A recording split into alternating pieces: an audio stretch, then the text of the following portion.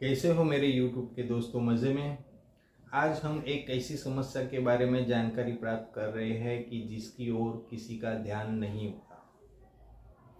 दोस्तों, मैं बात करना चाहता हूँ कि घर के किसी भी सदस्य को, चाहे वो बच्चा हो, स्त्री हो, पुरुष हो, लड़कियाँ हो, बुजुर्ग हो, खास करके बुजुर्गों पर ये समस्या ज़्यादा होती है दोस्तों। और ये समस्या है भूख न लगने की समस्या दोस्तों। कई बार ऐसा होता है कि भूख नहीं लगती है, तब हम क्या करते हैं कि डाइजेशन वाली गोलियां लेके आते हैं। पाचक चूर्ण हो, पाचक वटी हो, इस प्रकार से हम हमारा स्वयं ही रोग निवारण प्रयत्न करते रहते हैं दोस्तों। ये सब हो गई पाचन न होने की समस्या या भूख न लगने की समस्या। लेकिन एक ऐसी समस्या है जिसकी वजह से हमारे शरीर की पूरी रचना चलती है और जिसके वजह से हमारे शरीर के सभी फंक्शन काम करते हैं। क्या आप जानते हो इसके बारे में? क्योंकि कई बार हमें तकलीफ दूसरी होती है और हम दवाइयाँ दूसरी करते हैं। हम डॉक्टरों के पास, वैद्यों के पास जाते हैं और कह देते हैं कि हमें भूख नहीं लगती। उसलिए डॉक्टर हो, वैद्य हो, हकीम हो, वो लोग भी भूख न लगने की समस्या का ही इलाज करते हैं दोस्तों। लेकिन क्या आप जानते हो कि भूख सिर्फ न लगना, इसकी एक सबसे बड़ी वजह होती है हमारा स्ट्रेस। हमारा ब्रेन का जो कनेक्शन शरीर के साथ होना चाहिए वो होता नहीं है, जिसकी वजह से शरीर को पता चलता है कि भूख लगी, लेकिन ब्रेन को पता नहीं चलता है कि भूख लगी। और हम खाना खाते नहीं है, और खाना खाते हैं, भोजन करते हैं, तो वो भोजन हमें शरीर में लगता नहीं है दोस्तों। कई बार विविध प्रकार की समस्या होने की वजह से हमारा जीवन स्ट्रेसफुल हो जाता है। और ख़ास करके बुजुर्गों में देखा जाए तो रक्त परिभ्रमण जल्दी अच्छी तरह से न होने के कारण उनको भी याददाश्त चली जाती है या याद न रहना। लेकिन ये समस्या बुजुर्गों में आम गिनी गई है। लेकिन जो लोग स्त्री पुरुष होते हो, वो लोगों को भी स्ट्रेस की वजह से भूख कम लगती है। और भूख न लगने की वजह से हम डाइजेशन सिस्टम के लिए डॉक्टरों के पास जाते हैं, लेकिन हम ध्यान नहीं देते कि कुछ ऐसी तकलीफ़ों की वजह से हमारा जो शरीर है स्ट्रेस लेता है और हमारा शरीर बीमार पड़ता है। क्योंकि कई बार शहरी जीवन ऐसा है कि कोई ना कोई बातों से स्ट्रेस होना, घरों में कोई समस्या हो तो भी तकलीफ़ होती है, और इसकी वजह से हमारे जो विचार वायु है वो ओवर थिंकिंग हो जाते हैं। उसकी साइकिल की सिस्टम होती है वो ब्रेक हो जाती है, और जिसकी वजह से हमारा ब्रेन कनेक्शन नहीं कर सकता शरीर के साथ। तो जो भी समस्या हो ब्रेन थ्रू, वो समस्या से आपको निजात अगर मिलती है या आप निजात पा लेते हो, तो आप देखोगे कि आपका शरीर जो है आपको आप स्वस्थ हो जाएगा। क्योंकि ब्रेन एक ही ऐसा है कि जो हमारे शरीर को पूरा कंट्रोल करता है, वो हमारा ड्राइवर है।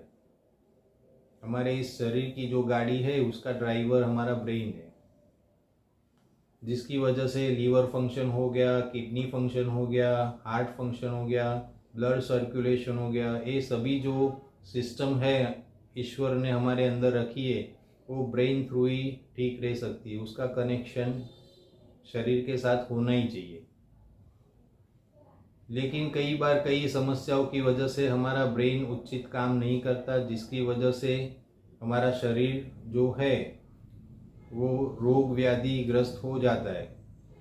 लेकिन इसमें से अगर आप निजात पाना चाहो तो सबसे पहले मैं आपसे बात करूं कि आप इस पर जब तक काम नहीं करोगे तब तक आपकी सिस्टम जो प्रणाली है शरीर के अंदर की वो ठीक नहीं होगी। आप डाइजेशन की कोई भी गोलियां लो, चूर्ण लो, पाचक, उससे काम नहीं होगा दोस्तों। आपके शरीर को वो लगेगा नहीं। तो सबसे पहले आप अपने ब्रेन पर काम कीजिए। अगर मैं आपको कहूँ कि आप अपने शरीर को स्वस्थ रखना चाहते हैं तो एक दिनचर्या बनाइए। क्यों ना हो आप सुबह 10 मिनट सूर्यास्त से पहले उठिए, और चाहे आप कुल्ला करें ना करें, थोड़ा सा एक वॉक लेके आइए। और जब आप वॉक लेके आते हो कुछ दिनों के बाद उसमें 2-2, 5-5 मिनट अगर आप बढ़ा देते हो तो आप देखोगे कि आपका जो ब्रेन है वो अच्छी तरह से काम करने लगेगा दोस्तों। क्योंकि सूर्यास्त के पहले उठने से हमारा शरीर ज़्यादा स्वस्थ रहता है, वातावरण इतना खुशनुमान होता है कि जिसके वजह से हम स्वस्थ रहते हैं, हमारे में एक आत्मविश्वास आता है। ये एक बात आप कीजिए।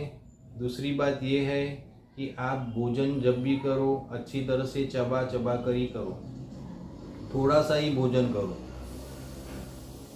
और आपकी जो भी दिनचर्या है उसका एक अच्छी तरह से आयोजन कीजिए। और दूसरी, जिस बात की वजह से स्ट्रेस है उस समस्या के लिए हल ढूंढिए। क्योंकि हमारे आयुर्वेद में या हमारे शास्त्रों में एक बात कही गई है कि चिंता चिता समान।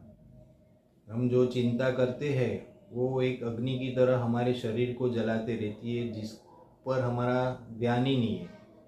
और हम अलग अलग प्रकार की दवाइयाँ जांच करवाते, लेकिन जो हमारे शरीर के लिए काम करना चाहिए उसके लिए, ब्रेन के लिए काम करते नहीं। अगर घर के किसी भी सदस्य को ऐसी समस्या हो तो आप अगर उसको देखोगे और इस पर बात करोगे तो आप देखोगे कि ज़रूर से उसमें फ़ायदा आएगा दोस्तों।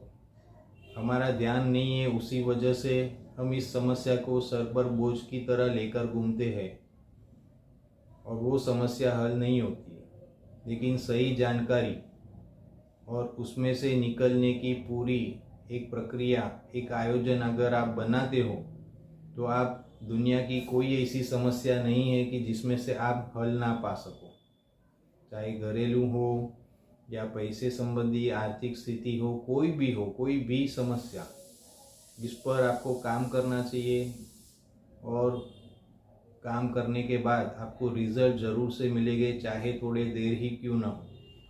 अगर हर बात को आप सीखने की लगन रखोगे तो आप देखोगे एक स्टूडेंट की तरह, एक विद्यार्थी की तरह आप भी आगे बढ़ सकते हो।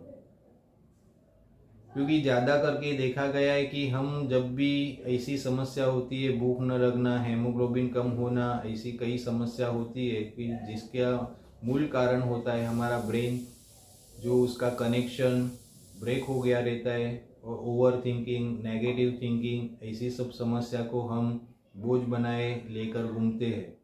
लेकिन इसके बाद, ये वीडियो सुनने के बाद, ये जानकारी प्राप्त करने के बाद मैं आशा रखता हूँ कि आप इस पर ज़रूर से काम करेंगे, जिसकी वजह से आपका शरीर स्वस्थ रहे, आनंदित रहे, और आपका घर परिवार भी आनंदित रहे। आप ज़रूर से इस पर गौर करना दोस्तों। जब भी कोई ऐसी समस्या हो तो आपकी एक जीवन शैली को देख लेना, आपके रूटीन को देख लेना। अगर जो समस्या है उसकी जानकारी प्राप्त करना, अपने दोस्तों से, घर के बुजुर्गों से जानकारी प्राप्त करना, और उस पर अगर आप काम करोगे तो आपको आप ही आपका जीवन भी स्वस्थ रहेगा, आपका शरीर भी स्वस्थ रहेगा, और कोई समस्या नहीं होगी दोस्तों। लेकिन ज़रूरी है कि इस बात की कि आपको, अगर आप इस पर काम करोगे, जो अभी तक ज़्यादा करके ख्याल में ही नहीं था कि हमारे शरीर जो फंक्शन है वो ब्रेन पर आधारित है, और ब्रेन है वो हमारे विचार से जुड़े हुए और हमारी समस्याओं से, लेकिन हम उसमें गोल गोल घूमते रहते, लेकिन उस पर काम नहीं करते।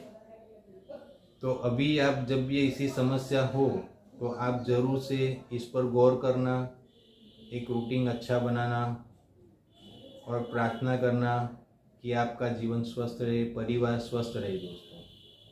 तो ये थी एक छोटी सी जानकारी, लेकिन मुझे लगा कि मैं आपके साथ शेयर करूं, क्योंकि इस पर ज़्यादा करके किसी का ध्यान नहीं होता। लेकिन इस बात को आप फॉलो करते हो, ध्यान देते हो, तो आप देखोगे कि आपका शरीर आपो आप ही अच्छा भी हो जाएगा, स्वस्थ भी रहेगा और आप आनंदित रहोगे। क्योंकि ज़्यादा करके हमने देखा है कि 99% लोग है ना, मनोचिकित्सक के पास जाते ही नहीं है। अगर आप होम्योपैथिक मेडिसिन यूज़ करते हो तो वो लोग तो पूरी डिटेल्स आपकी रूटीन की भी लेते हैं, आपके विचार की भी लेते हैं, आपकी आदतों की भी लेते हैं, और पूरी डिटेल्स लेने के बाद ही आपको होम्योपैथिक मेडिसिन देते हैं दोस्तों।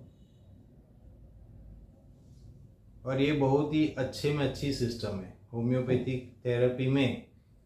ये जो विचारों से हमारा आचारों से हमारे शरीर पर जो असर होती है, इस पे जल्दी से कंट्रोल आ सकता है।